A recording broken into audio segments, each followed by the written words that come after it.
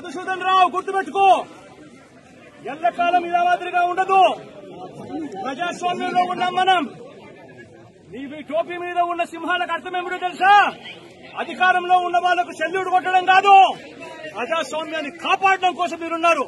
గుర్తుపెట్టుకోండి. 23వ తారీఖు ఎన్నికల రిజల్ట్స్ వస్తే దాన్ని వక్రీకరించి 23వ తారీఖున దేవుడు రాసిన స్క్రిప్ట్ ఇది, మీకు 23 సీట్లు వచ్చాయని మాట్లాడారు.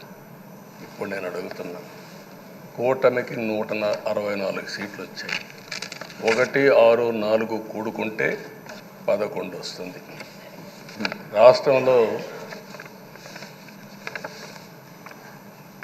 దగ్గర 1631 రోజులు అమరావతి రైతాంగం ఆడబిడ్డలు ఉద్యమం చేశారు. ఆ 4 నెంబర్లు కలుపుకుంటే 1, 6, 3, 1 కలుపుకుంటే 11 వస్తుంది. అంటే ఇది కూడా భగవంతుడి స్క్రిప్ట్ అయినా కూడా నేను మాట్లాడడం లేదు, నేను కామెంట్ చేయడం లేదు. ఈరోజు ఉంటే వాళ్ళకు కూడా అర్థమయ్యేది. వాళ్ళు ఉండకుండా పోవడం అనేది వాళ్ళ పిరికితనం తప్ప ఇంకోటి కాదని చెప్పి కూడా నేను మీకు తెలియజేస్తున్నా. అయితే నేను ఇక్కడుండే సభ్యులను కూడా మిమ్మల్ని కోరుతున్నా, మనం ప్రజా సమస్యలపైన దృష్టి పెట్టాలి తప్ప వీళ్ళ మీద కాదని చెప్పి కూడా నేను మీకు తెలియజేసుకుంటున్నాను. ఆ రోజు పవన్ కళ్యాణ్ గారిని అసెంబ్లీ గేటు కూడా తాకనీయం అని పెద్ద డైలాగులు చెప్పారు. 21 సీట్లలో పోటీ చేస్తే 21 సీట్ని గెలిపించడం,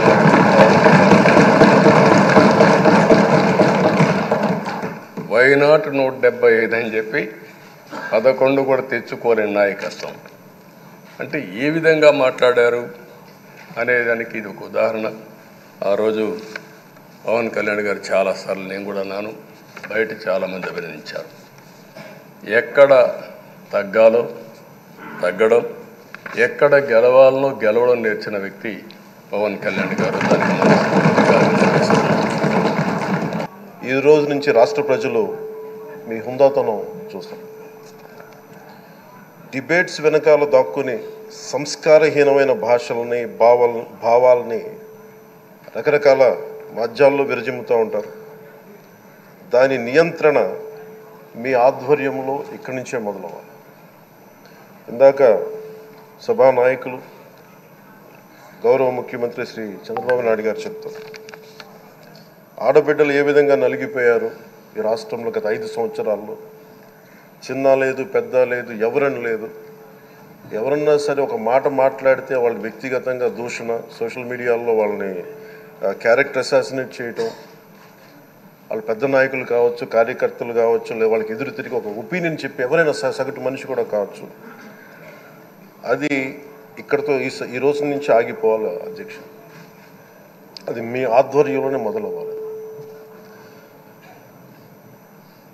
గత ప్రభుత్వం తాలూకు సభ జరిగిన విధానం చూస్తే ఈ వ్యక్తిగత దూషణ ఇవన్నీ చాలా ఇబ్బంది పెట్టే ప్రజలు. ఈ రోజున వాళ్ళకి 11 సీట్లకు పరిమితం అయ్యారు, ఈరోజు లేరు, ధైర్యం లేదు వాళ్ళకి. విజయాన్ని తీసుకోగలిగారు కానీ ఓటమి కూడా ధైర్యంగా కూర్చుకునే వాళ్ళకి స్థాయి లేదు, వాళ్ళకి పారిపోయారు ఇక్కడి నుంచి. భావంలో ఉండే తీవ్రత భాషలో ఉండాల్సిన అవసరం లేదు. భాష మనుషుల్ని కలపడానికి కానీ విడగొట్టడానికి కాదు, భాష విద్వేషం రేపడానికి కాదు, పరిష్కరించడానికి. ఎంత జటిలమైన సమస్య అయినా, భయంకర సమస్య అయినా చర్చల ద్వారా పరిష్కరించుకోవడానికి కానీ వివాదం సృష్టించడానికి కాదు. ఈ సభ ఉన్నది అందుకు. కానీ మనం చూసింది వాళ్ళ దగ్గర నుంచి బూతులతోటి, వ్యక్తిగత దోషులతోటి రాష్ట్ర పురోభివృద్ధిని ఆపేశారు.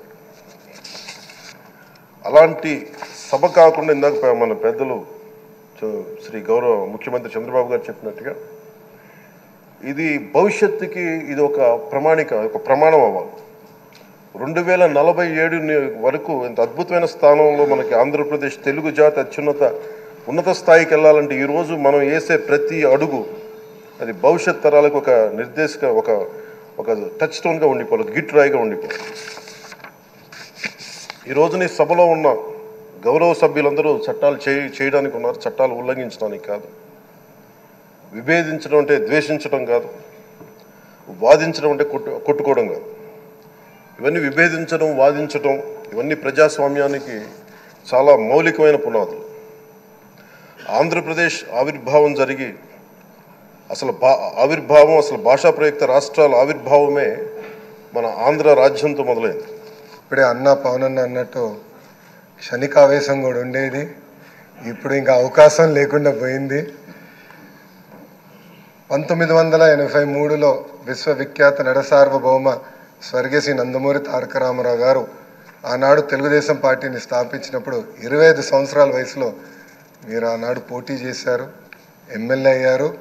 ఆనాడు భారతదేశంలోనే సెకండ్ యంగెస్ట్ ఎమ్మెల్యేగా అయ్యన్న పాత్రుడు గారు నిలబడ్డారు. 25 సంవత్సరాల వయసులో మీరు మంత్రిగా కూడా అయ్యారు. 7 సార్లు శాసనసభ్యుడిగా, ఒకసారి ఎంపీగా కూడా మీరు ఉన్నారు. 7 సార్లు ఒకే నియోజకవర్గం, నర్సీపట్నం నియోజకవర్గం ఏ అదృష్టం చేసుకుందో నాకు తెలియదు, కానీ 7 సార్లు కూడా నర్సీపట్నం నియోజకవర్గం ఎమ్మెల్యేగా మీరు నిలబడ్డారు. అదేవిధంగా ఈరోజు ఏదైతే ఇందాక మన నాయకులందరూ కూడా చెప్పున్నారు, లాస్ట్ 5 సంవత్సరాల్లో పరిస్థితి ఎలా ఉందంటే, ఇంకొక విషయం ఇక్కడ చెప్పాలి సార్. ఎందుకంటే ఈరోజు ఒక బీసీ నాయకుడిని, ఒక 40 సంవత్సరాల సుదీర్ఘ అనుభవం, రాజకీయ అనుభవం ఉన్న ఒక నాయకుడిని సరైన పొజిషన్లో, సరైన మనిషిని సరైన పొజిషన్లో కూర్చోబెట్టేటప్పుడు ప్రతిపక్ష హోదాలో ఉన్నవారు, ప్రతిపక్ష హోదా కూడా కాదు, మినిమం మా పార్టీ ఎమ్మెల్యేలు ఇక్కడికి వచ్చి పార్టీ సభ్యుల కింద మిమ్మల్ని కూర్చోబెట్టడం ఒక సంప్రదాయం. సాంప్రదాయాలకు విలువిచ్చే ఒక పార్టీగా, సాంప్రదాయాలు విలువిచ్చే అధికార పక్షంగా నిన్న కూడా ప్రమాణ స్వీకారాలు చేసేటప్పుడు 11 మందిలో ఒక ఎమ్మెల్యే మాత్రమే జగన్మోహన్ రెడ్డి అన్న వ్యక్తి, అతనికి ప్రతిపక్ష హోదా లేదు. అలాంటి వ్యక్తిని కూడా సీరియల్ ప్రకారమో ఆల్ఫాబెట్ ప్రకారమో పిలవకుండా ఒక గౌరవ మాజీ ముఖ్యమంత్రి అన్న ఒక హోదాలో మనం పిలిపించి మినిస్టర్స్ తర్వాత అతను ప్రమాణ స్వీకారం చేసే అవకాశం ఇచ్చాం. అది మన గౌరవం, మన సంప్రదాయం. అది కాకుండా ఈరోజు అటువంటి సంప్రదాయం ఎందుకు వాళ్ళు రిసీవ్ చేసుకోలేకపోతున్నారు? ఈరోజు ఒక బీసీ నాయకుడు, ఆయన రాకపోతే పోయాడు, ఆయన పులివెందులు వెళ్తాడు, ఎక్కడికి వెళ్తాడు, మిగతా సభ్యులను కూడా పిలిపించి కూర్చోబెట్టి మిమ్మల్ని ఆ స్థానంలో కూర్చోబెట్టని పిలిపించుంటే ఎంత గౌరవంగా ఉండేది. అంటే వాళ్ళకి గౌరవం ఇచ్చి పుచ్చుకోవడం కూడా చేత కాదన్న సంగతి ఈ ఒక్క సభ మొదటి రోజే మనందరికీ కూడా అర్థమైంది. నేను ఒకటే అప్పీల్ చేస్తున్నాను సార్, ఈ సభలో ఇంతకు ముందు జరిగిన అవమానాలు కానీ, ఏ ఆడపిల్లకి కూడా ఇంతకు ముందు జరిగిన అవమానాలు కానీ, ఏ ఒక్కరికి కూడా, ఆడపిల్లలకే కాదు ఇక్కడ శాసన సభ్యులకి కూడా ఎక్కడ కూడా ఎటువంటి అవమానాలు జరగకుండా చూసుకునే బాధ్యత. ఎందుకంటే నాయకుడిగా 40 సంవత్సరాల సుదీర్ఘ అనుభవం చంద్రబాబు నాయుడు గారి కంట కన్నీరు చూసింది ఈ అసెంబ్లీని. అటువంటి ఈ అసెంబ్లీలో ఆ రోజు కౌరవ సభగా ఉన్న అసెంబ్లీలోకి మళ్ళా గౌరవ సభగా వస్తానని చెప్పి ప్రమాణం చేసి ఇంతమంది సభ్యుల్లో గౌరవంగా మమ్మల్ని కూడా తీసుకొచ్చినందుకు ప్రత్యేకంగా ఆంధ్రప్రదేశ్ రాష్ట్ర ప్రజలందరికీ కూడా ధన్యవాదాలు తెలియజేసుకోవాలి.